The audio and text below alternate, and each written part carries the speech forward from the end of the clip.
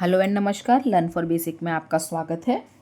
आज हम रीजनिंग का टॉपिक सीटिंग अरेंजमेंट टाइप 2 का पार्ट 2 करेंगे। पार्ट 1 में हमने सीखा था कि सर्कल टेबल में सेंटर की तरफ फेस करके बैठे हुए पीपल्स को कैसे हम बिठाते हैं और उसको क्वेश्चन को सॉल्व करते हैं।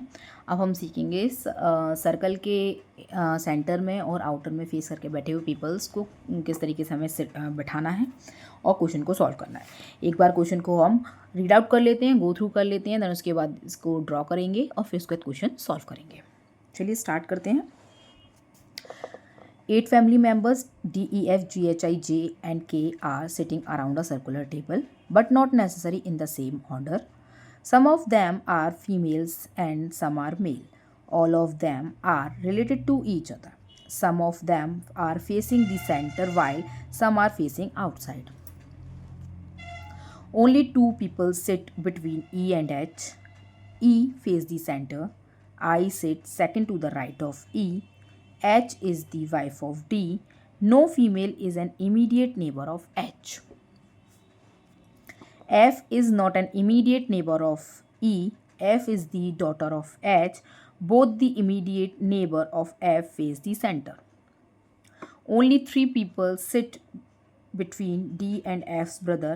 I is not the brother of F.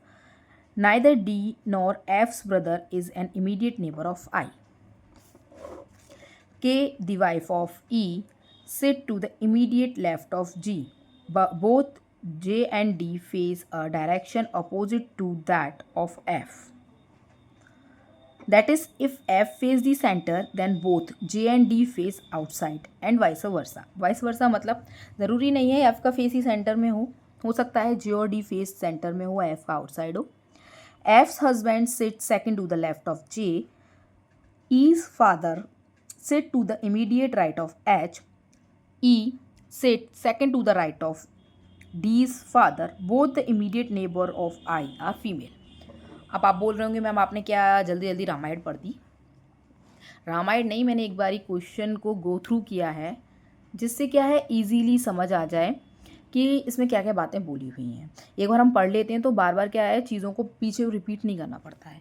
अब चलिए इसको ड्रॉ करते हैं तो आपको अच्छे से समझ में आ जाएगा कि क्वेश्चन कहना क्या चाह रहा है और फिर क्वेश्चन भी जो उसके क्वेश्चंस हैं वो इजीली सॉल्व हो जाएंगे। एक सर्कल है, सॉरी मेरा सर्कल टेढ़ा मेढ़ा है, हाँ अब बस क्वेश्चन सॉल्व करना होता तो सर्कल कैसा भी हो।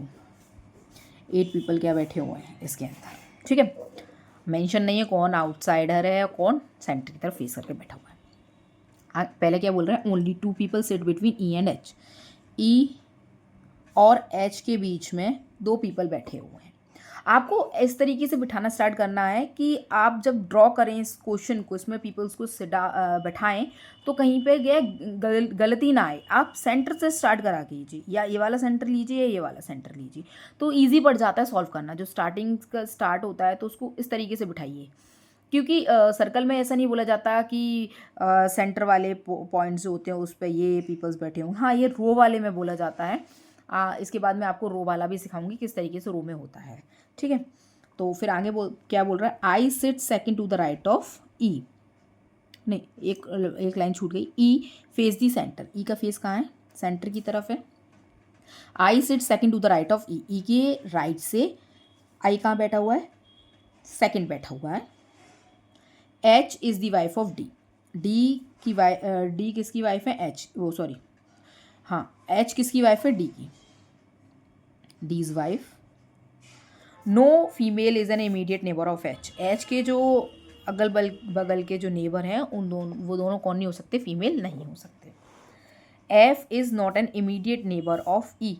ई के इमीडिएट नेबर एफ नहीं हो सकते, तो एफ को हम यहाँ कहीं भी बिठा सकते, यहाँ नहीं बिठा सकते, इन तीनों पॉइंट्स में से कहीं भी बिठा सकते। तो मैं एफ को यहाँ बिठा देती हूँ क्योंकि नेबर नहीं हो सकते एफ के कौन और ई के कौन, एफ, ठीक है।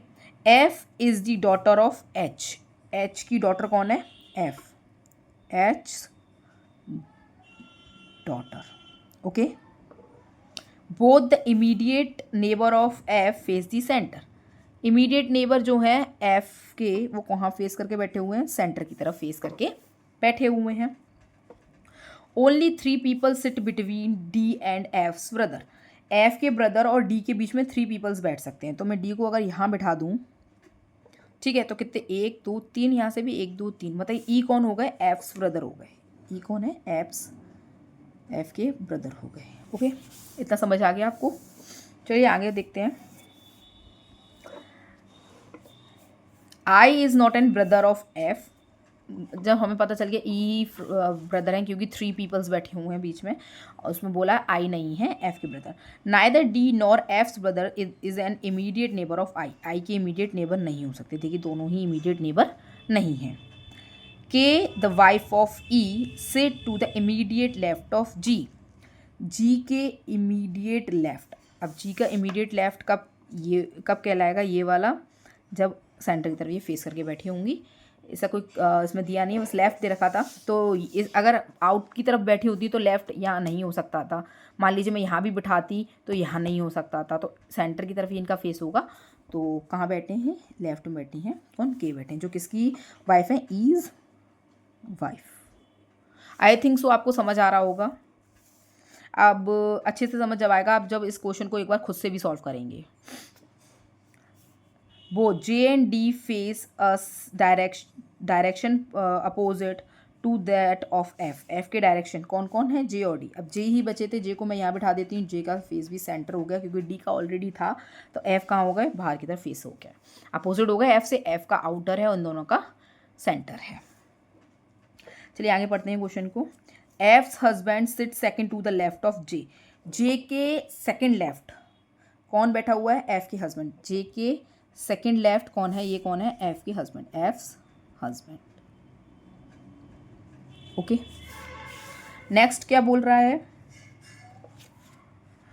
E's father sit to the immediate right of H. H के इमीडिएट राइट में कौन बैठे हैं, एच को अगर हम अंदर करते हैं इमीडिएट राइट में ये कौन बैठे हुए हैं, डीज ईज फादर, ई के फादर बैठे हुए। ओके, क्योंकि बोला था कि एच के दोनों तरफ कोई भी फीमेल नहीं बैठ सकती। E sit second to the right of D's father. E कहाँ बैठा है, सेकेंड राइट बैठा है किसके, डी के फादर की। अब सेकेंड राइट कहाँ भाई, किससे होगा, सेकेंड राइट अगर हम इसको आउटसाइड बिठा देंगे तो इसके सेकेंड राइट कौन हो जाएंगे, ये कौन होगा सेकेंड राइट, यहाँ से, सॉरी, ई से सेकेंड राइट बैठे हुए हैं। तो ई से सेकेंड राइट ये हो गए, कौन है, आई किसके फादर हैं, D's father. Both the immediate neighbour of I are female. दोनों ही इमीडिएट नेबर कौन है, फीमेल हैं। कौन है, फीमेल। ये भी कौन है, फीमेल हो गई। आई थिंक सो आपको समझ आ गया होगा। मैंने पूरा क्वेश्चन सॉल्व कर दिया है। अब इसको हम जो क्वेश्चन दे रखे हैं ये 4, इस पर देखते हैं ये वर्कआउट करता है कि नहीं करता है, जो सॉल्व किया है मैंने। ठीक, how many people sit between E and D's father when count from the right of E. अगर ई से मैं काउंट करूँ राइट की तरफ तो E and D's father, how many peoples किसके बीच में बैठे हैं, ई और डी के फादर के बीच में। अगर कहाँ से काउंट करना है, ई के राइट से। अगर ई का राइट कौन है, ये, तो कितने पीपल बैठे हुए हैं, ओनली 1। कितने पीपल बैठे हैं, 1। ओके, नेक्स्ट क्वेश्चन है, who amongst the following sit exactly between J and H when count from the right of J. J और एच के बीच में कितने पीपल्स बैठे हैं। अगर मैं जे के राइट से काउंट करूं तो किसके बीच में पूछ रहा है वो, जे और एच के बीच में। तो कितने हैं, ओनली, कौन बैठा हुआ है, आई बैठा हुआ, आई बैठे हुआ। Which of the following statement regarding E is definitely true. E के रिगार्डिंग कौन सा जो स्टेटमेंट है वो ट्रू है।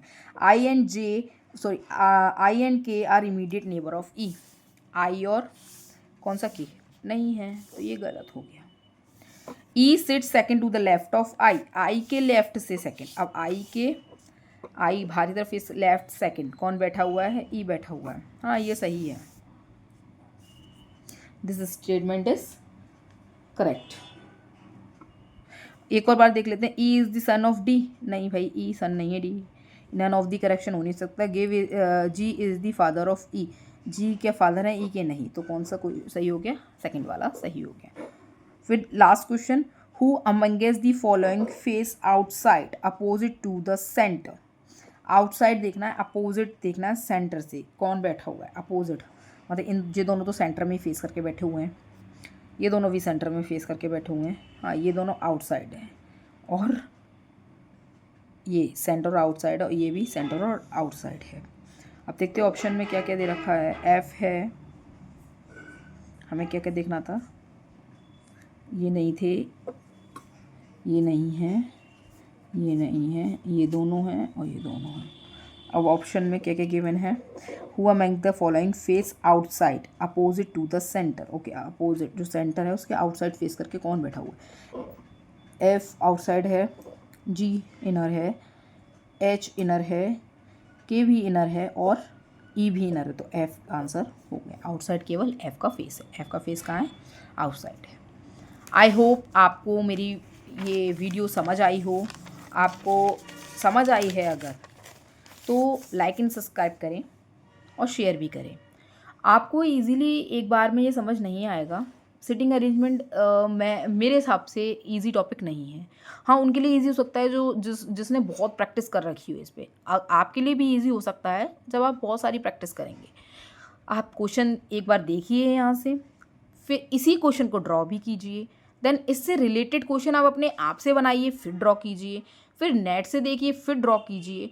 तो देखिएगा फिर चुटकियों में क्वेश्चन पढ़ के आप ड्रॉ आउट कर लोगे। किसी ने सही कहा है, practice make a man perfect. हम प्रैक्टिस करेंगे तो खुद भी परफेक्ट बन सकते हैं। तो प्रैक्टिस कीजिए, चीज़ों को सीखिए और महारत हासिल कीजिए। Thank you.